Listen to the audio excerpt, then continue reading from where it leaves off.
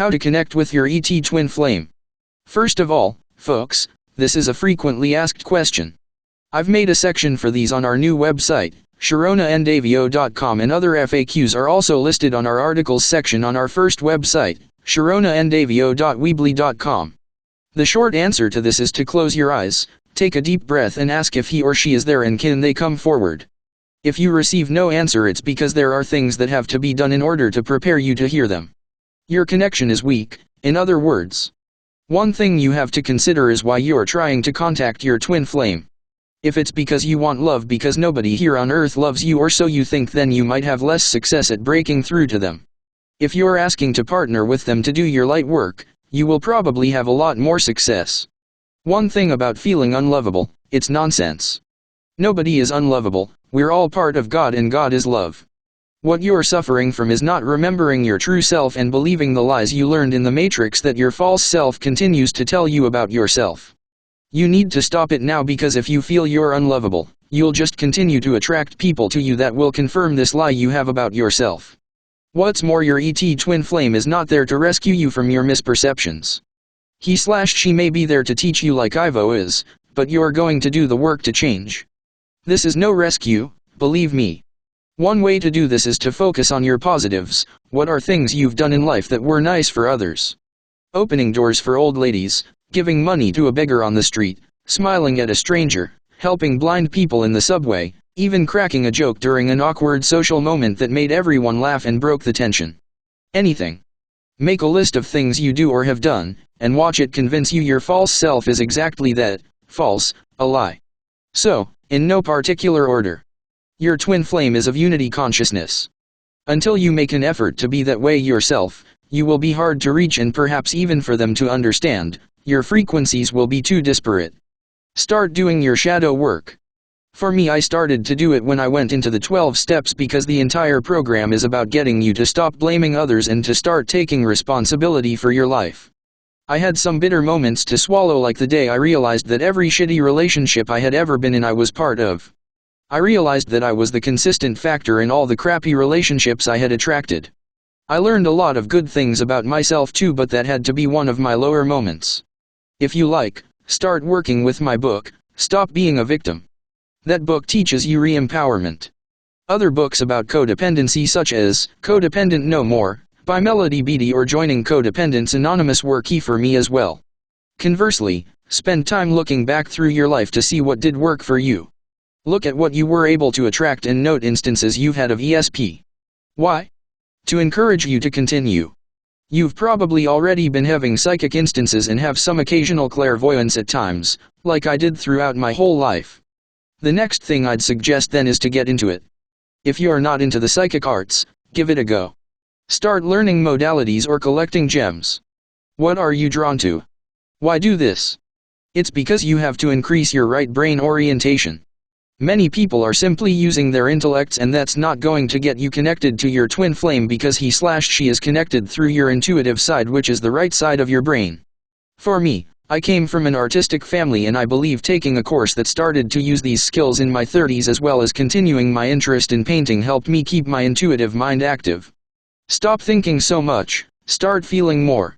Which is another point. If you're prone to repressing emotions, stop doing that. Yes, you have to behave properly at work, but there's no reason you can't get a Word doc or a notebook and write down all your feelings at the end of the day. Don't hold them in, let them out, because repressed emotions create negative blocks in the energy field. Emotions are energy and they have to flow, but let them flow safely through the end of a pen or keyboard. Don't get PMS and then go sit on the corner of your boss's desk and lean in at him and lecture him like I used to long ago. Seriously, I think it turned him on, but letting yourself get PMS'd up and blowing off steam by trying to intimidate your boss isn't the way to keep your job.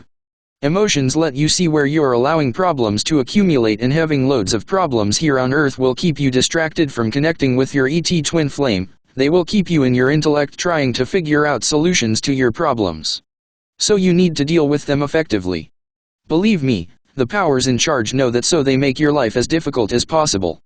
The system has been created to keep your physical life problematic and a priority for you to try to resolve, so you don't have time for ET twin flames, higher selves, and so on. In other words, to ascend and become multidimensional, which is the true state of a human.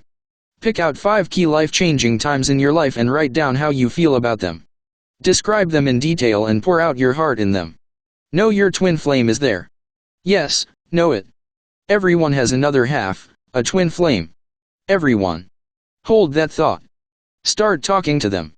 In your thoughts or while you're driving or whatever, talk to your twin flame. Recognize their presence. Include them in your daily life. Use meditation to learn how to be receptive. Learn how to clear your mind and listen to what comes to you through it. Learn how to really listen. Practice listening to people on earth if you need to. Clear your chakras. Keep them cleared, balanced, and functioning properly. Perhaps take up yoga or start any of the online meditations on YouTube. I like Lane Redmond's CD of chakra meditations. I'll link it below. Ivo came in after my Kundalini awakened. When it did, it ripped through my auric field and expunged so much negativity. I was lying on the couch crying in pain and sleeping for about 5 years. I couldn't hold down a job and was on disability. I believe that's when my chronic fatigue started. Embodying all that energy in a broken down 3D body was tough. If you want to help yourself out here, start eating clean organic, exercising and taking plant-based multivitamins and minerals. An amino acid complex might help as well, especially if you tend to be vegan/vegetarian like I do. Start eating as a 5D would. Which is another point, do everything you can to raise your vibration. Even if that means losing friends who drag you down like energy vampires, limiting time with difficult parents and changing jobs to something that doesn't stress you out as much. Understand your limits and respect them. Set appropriate boundaries with others and yourself to help yourself hold a higher frequency. Also, understand this is a priority to you. If you have current responsibilities, honor them but find time to work on this. If you're in a relationship and your partner isn't on board with this, you can still use their reluctance to change with you as a means of developing your spirituality. Learning to love someone despite your differences is part of this. Tolerance, patience, respect, many things you can work on developing in yourself through them. Ivo didn't come in long until after I had stopped working and started to deal with my stress better. How can you hear your twin flame talking to you if your head is full of chattering monkeys? Start meditating and learn how to breathe deeply and calm down. Seriously. Get out of the rat race. You were sent to help the planet, and when you start taking an interest in doing so, you'll have better luck. Start doing your life's work. Even if you don't know what it is. I'm not being cryptic. What I did all my life was office work. I was a secretary, admin assistant, and eventually a desktop publisher. I was always creating documents, typing, and I enjoyed doing portraiture. Turns out all of these things were part of doing my life's work now. You're being trained to do it and you might not even know it. What job have you always wanted to do? What type of work are you doing now and do you enjoy it?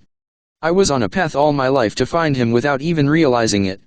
I was gone over Captain Kirk when I was 8 years old. He was the first starship commander I'd ever heard of. With green eyes no less. Once I said to my sister sarcastically, "The only man for me flies a spaceship and comes from another planet." As it turns out, that turned out to be true. I was going to Sweden because I was sure he'd be there. Somehow I knew that our home planet's language was very similar to our Scandinavian languages here, and so I figured he'd be there. I've always loved long-haired men and still hate men's haircuts to this day. I knew he was a tall man, and when I dated men shorter than myself I knew that they were the wrong one. If you want to know what he/she is like, then look at your preferences for people to date here on Earth. You know more than you think you do. The connection that unites the twin flames allows incredible psychic abilities, and one of them is the so-called telepathic touch. The telepathic touch is the ability to touch our twin flame and our twin flame to touch us, at telepathic levels at any physical distance. Ivo touches my hands as well. I can feel him touching me. So that's really your first clue, work on your psychic/multidimensional abilities. Maybe Athena's intuitive energy course can help you. Link. Or you have your own method for developing telepathic abilities. Learn how to open your heart through meditation and then learn to tell when it's open and when it's shut. It's easy enough because your attitude will tell you. If you don't give a toss about others, then it's closed. If you have compassion for others or outright love, it's open. If you're codependent, then your heart chakra is out of balance and needs realignment, and same with your lower chakras as well. Learn how to cut cords and remove negative attachments from your auric field. These guys are energy vampires that are parasiting your life energy in order to feed. They have no right to. You are a sovereign person, so shielding a 12D shield and doing meditations to remove them is key. Better yet, learning to sense when they're around also helps, and you can either sense it or look at your mood. If you're in a bad mood, work at improving it because it indicates your vibrational level. A more consistent level of happiness means you've won this battle and many others to take your mind back and embody your higher self. Work on maintaining your 4 bodies, the physical body, the mental body, the emotional body and the spiritual body. Some of these tips above will help you. Setting boundaries is key because you need physical boundaries with others and limits with yourself, emotional boundaries with others and limits with yourself, intellectual boundaries with others and limits with yourself, and intuitive boundaries and limits as well. Learn what's healthy for you and practice it. You may end up hearing from your higher self doing all of this as well. There is no one direct way to connect to your twin flame other than speaking to him/her and then listening for an answer, but all of these points will help prepare you to do so. Also understand that since your vibration will probably increase doing these things, the baddies will notice and you may begin experiencing attacks as I have. I've got information on our website, to help you, and there are others who offer information of this sort as well.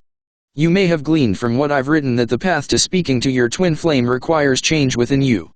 You might be partway there, that's great. In any case, if you stay the way you've been trained to be here on Earth, you'll probably hold down a job after you graduate from college, start a career, get married, have 2 children, a dog, and a cat, buy a home and 2 cars, and then retire when you're 65. That's what life on Earth trains you to do. So unless your twin flame is your real estate agent or the prof you keep flirting with at college, you've got some work to do. If you're an extrovert who loves spending time chatting and texting with others in your free time, you're going to have to learn to spend more time alone. Why? Because that's where he/she is, in your head. He/she comes to you through your own mind. Your mind is consciousness and consciousness creates space. So this man/woman may be in a GFL ship, traversing through your consciousness and that of everyone else in this universe, but that's okay. He/she is still accessible through your higher mind, and the more you do to connect with it, the more success you'll have at hearing him/her. Also try other modalities. Some people had no luck at the type of telepathy I do, but could use automatic handwriting to communicate with their twin flame instead. What's more, don't think you can't already hear him/her. You may be already, but mistaking it for one of your inner voices, voices that may come from your subconscious or from wherever. He/she may not be a loud voice, but they may already be there. Start investigating. Start asking, who are you? Beware of imposters as well. There are plenty of negative entities out there dying to trick you, so beware. Make sure you shield and call in white light. Declare your sovereignty and watch the language this entity uses. Is it service to self or service to others? Is it power over others or power over self? Do they use foul language? Are they vulgar or coarse? Can you sense their energy? What does it feel like? Sharon, Stewart.